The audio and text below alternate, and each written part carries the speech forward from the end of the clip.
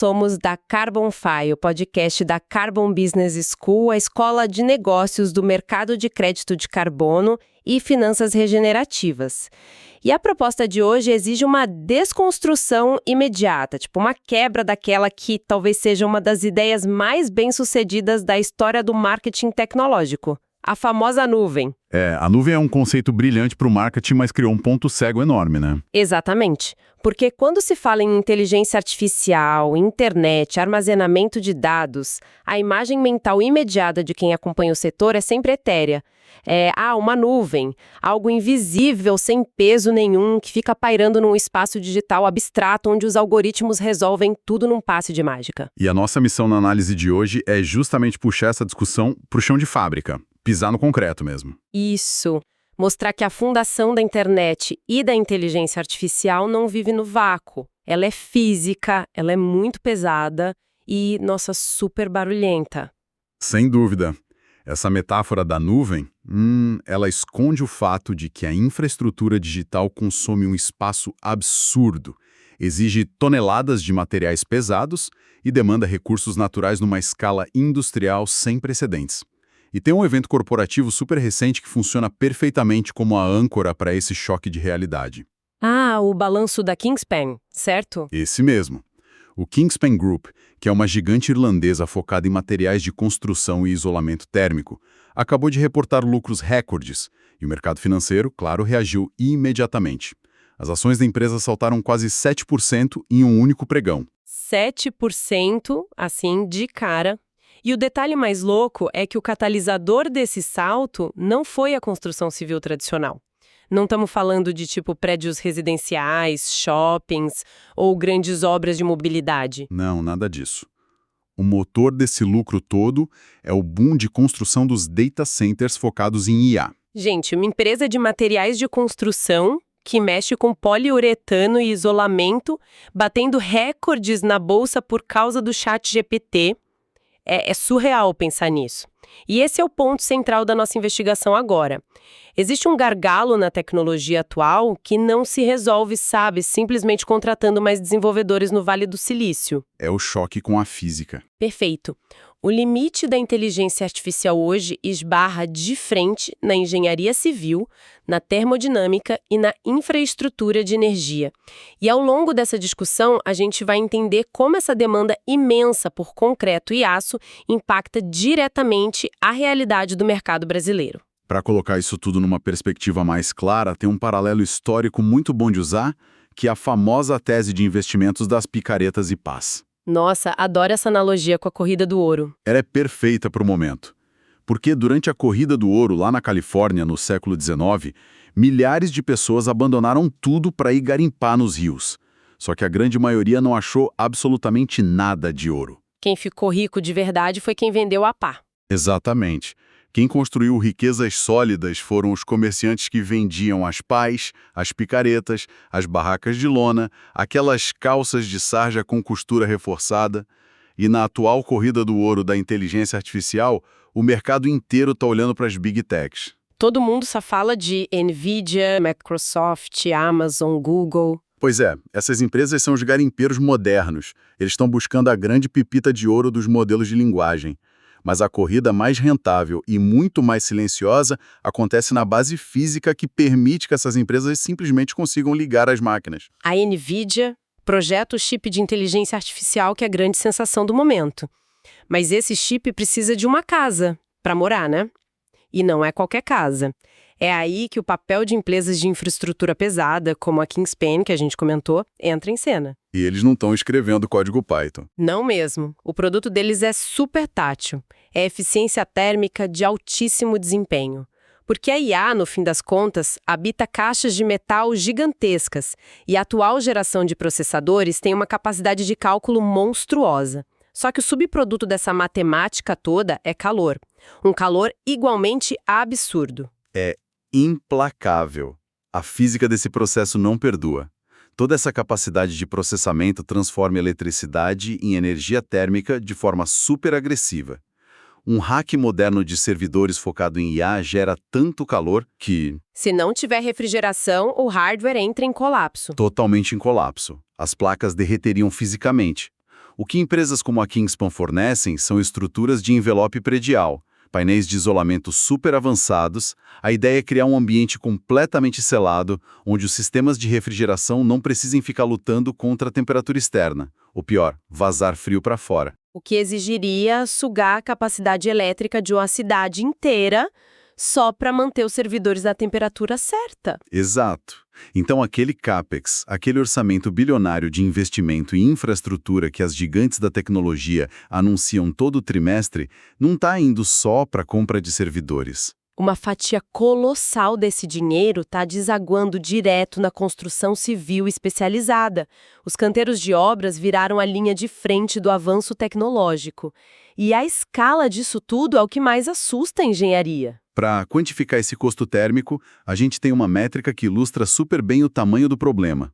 Estudos recentes mostraram que uma única requisição processada pelo ChatGPT consome quase 10 vezes mais energia do que uma busca tradicional no Google. 10 vezes mais energia? Sim.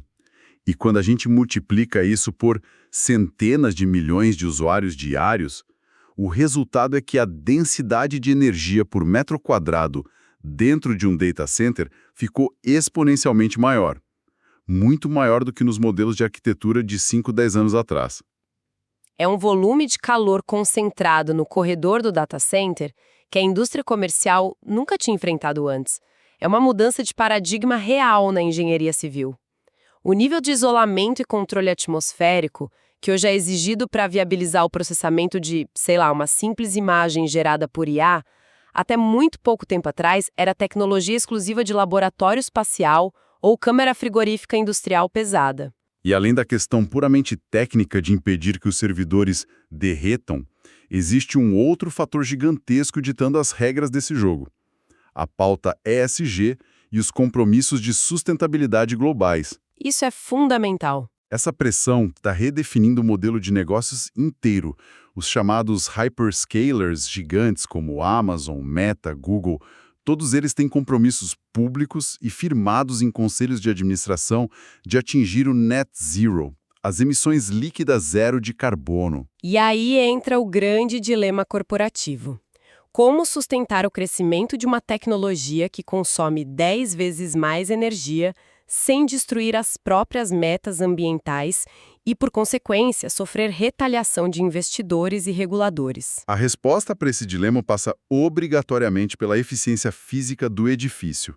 Porque não adianta a empresa comprar energia limpa de uma fazenda eólica se o prédio onde o servidor está operando consome o dobro do que precisaria só porque o teto não consegue reter o ar frio lá dentro. Os painéis de isolamento térmico deixaram de ser só um detalhe de engenharia para cortar custo na conta de luz. Eles cruzaram uma fronteira importantíssima. Eles viraram um componente crítico e inegociável de conformidade ESG. O balanço financeiro positivo da Kingspan reflete exatamente isso. Eles tinham a ferramenta certa para a infraestrutura mais crítica do momento. E quando a gente aplica essa dinâmica global aqui para a nossa realidade, para o mercado brasileiro, a complexidade aumenta de um jeito considerável. Atualmente, uma das teses mais quentes e mais debatidas no setor de infraestrutura da Faria Lima é a consolidação do Brasil como grande hub de data centers da América Latina. O famoso Data Center Ali tropical. Exato. Regiões ali como Campinas, Barueri e outros polos do interior paulista estão recebendo volumes massivos de capital para estruturar esse ecossistema. Só que aqui a gente esbarra num obstáculo geográfico e climático, que muda totalmente a matemática do custo operacional.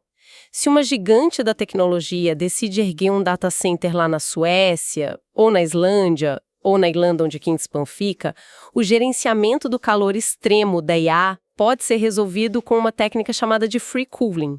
Que de forma bem simplificada é quase como abrir a janela do prédio. É, basicamente abrir a janela. O ar gélido lá de fora entra, resfria as máquinas e o ar quente é jogado para fora. É super eficiente e consome pouquíssima energia extra.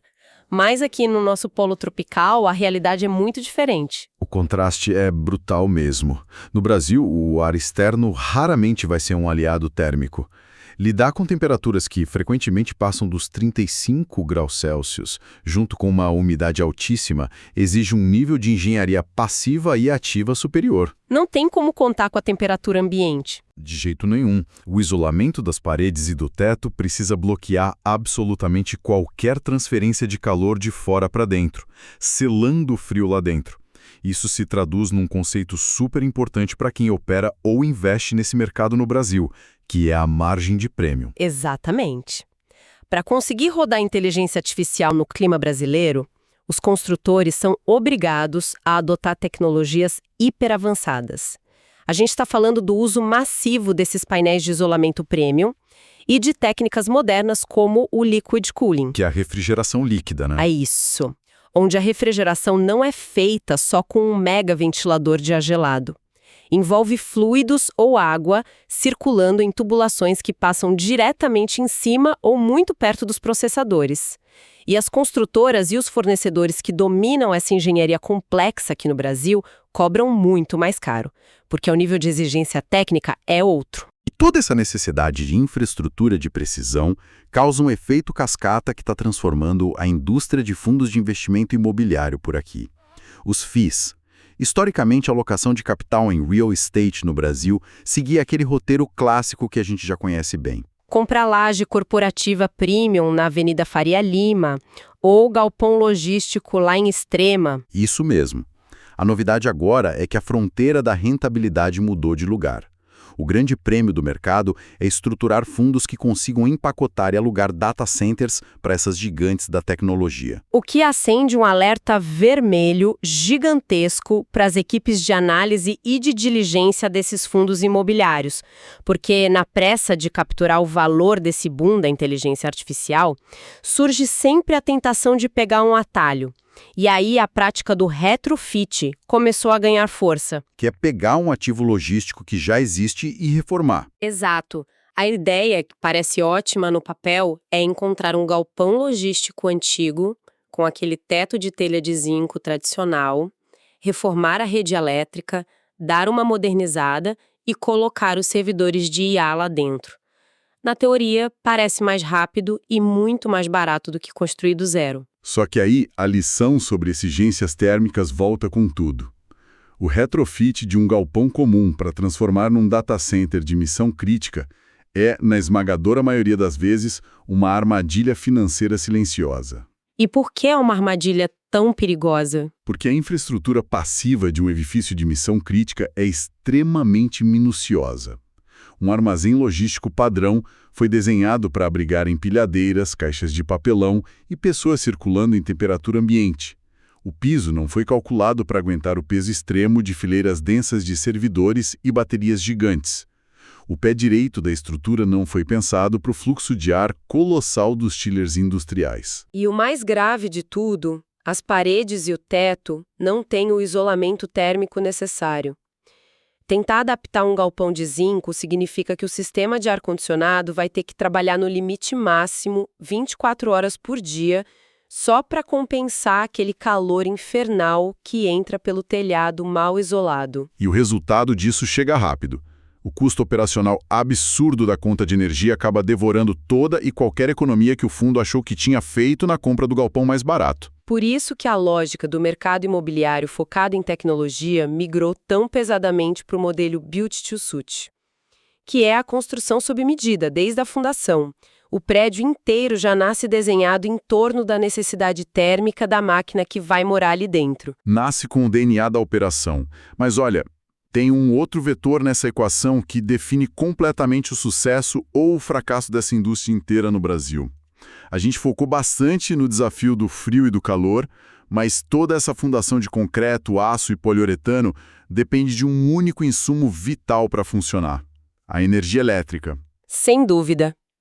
E é justamente aqui que a tese de transformar o Brasil num hub global de data centers encontra sua maior justificativa econômica. O nosso país tem uma abundância invejável de matrizes energéticas limpas e renováveis. A força das nossas hidrelétricas, os grandes parques eólicos espalhados e a expansão acelerada da geração solar. Ter essa energia verde em larga escala é o principal atrativo para os hyperscalers conseguirem fechar a conta daquelas metas ESG que a gente citou. Isso justifica investir pesado no nosso território, mesmo tendo que lidar com aquele baita desafio climático do calor. Mas tem um detalhe técnico fortíssimo sobre a energia que muda o escopo da infraestrutura. O fato de que só ter energia limpa não basta. Exatamente. A disponibilidade dessa energia na rede elétrica nacional é só o básico do básico. O gargalo real que o mercado enfrenta é a estabilidade. A indústria de servidores de IA trabalha com uma exigência rigorosíssima de alta disponibilidade. O fornecimento elétrico simplesmente não tem margem para falha. Nenhuma margem. Uma queda de tensão que dure apenas alguns milissegundos já é o suficiente para reiniciar os sistemas de refrigeração, corromper terabytes de parâmetros sendo processados e causar um prejuízo de milhões. Por isso, esses complexos operam sob certificações internacionais altíssimas, focadas em resiliência, conhecidas como Tier 3 e Tier 4. E traduzindo essas certificações para a realidade das operações, a gente está falando de uma garantia técnica de 99,99% de disponibilidade no ano todo. É uma margem de erro quase nula. Esse 0,01% de falha permitida significa que a infraestrutura toda só pode ficar sem energia por pouquíssimos minutos somados durante 365 dias. É um nível de exigência quase militar. Isso exige geradores a diesel de prontidão imediata, bancos de baterias do tamanho de prédios e linhas de transmissão totalmente duplicadas. É aí que a perfeição da caixa isolada da construtora bate de frente com a dependência da rede elétrica externa. Porque a construtora pode entregar o envelope térmico mais incrível do mundo, com os melhores painéis, mas o ecossistema brasileiro precisa garantir um fluxo elétrico impecável na tomada.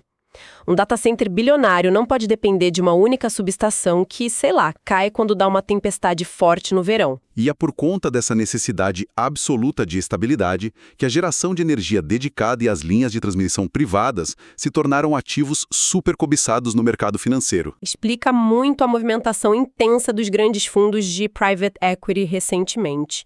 Eles estão comprando e injetando capital pesado em empresas de transmissão e geração de energia no Brasil. E não é só por causa daquela rentabilidade previsível e clássica do setor elétrico. É porque esses ativos viraram a verdadeira base de segurança nacional e corporativa da era digital. O galpão lotado de chips de IA não serve de absolutamente nada se o fornecimento de energia oscilar um pouquinho. É um casamento forçado entre a infraestrutura civil mais moderna e a rede elétrica mais parruda possível. Quando a gente afasta um pouco a visão e analisa todas essas camadas juntas, do isolamento térmico até a transmissão elétrica, o quadro geral destrói completamente aquela ideia lá do começo da nuvem invisível e etérea.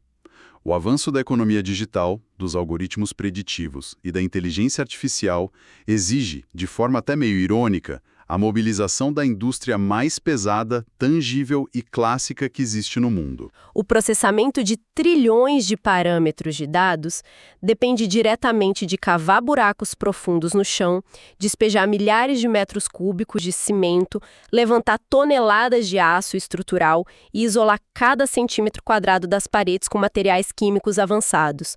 O que nos leva à grande conclusão da nossa discussão de hoje. A revolução tem peso. Um peso gravitacional imenso. A corrida do ouro da IA não está mais restrita aos laboratórios assépticos do Vale do Silício ou aos escritórios todos de vidro. Ela desceu para a poeira, para o barulho ensurdecedor e para o maquinário pesado dos canteiros de obras. Muito antes que o software mais inteligente do mundo consiga revolucionar a medicina ou automatizar as bolsas de valores globais, as indústrias que fabricam tijolos, cabos de cobre de alta tensão e painéis de poliuretano vão faturar dezenas de bilhões em valor de mercado. O chamado milagre digital é e vai continuar sendo integralmente dependente da resiliência da infraestrutura analógica. E essa constatação deixa um terreno super fértil para quem analisa tendências de mercado olhar para o futuro. Pensa bem.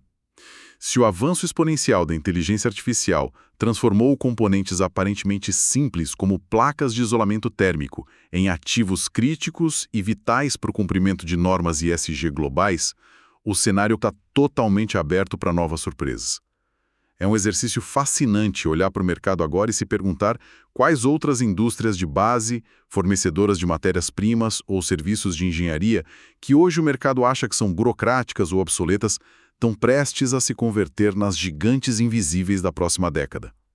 A base da revolução digital de amanhã com certeza está sendo forjada no chão de fábrica de alguma indústria pesada neste exato momento. Sim. E para mais conteúdo sobre o mercado de crédito de carbono, siga para se manter sempre atualizado.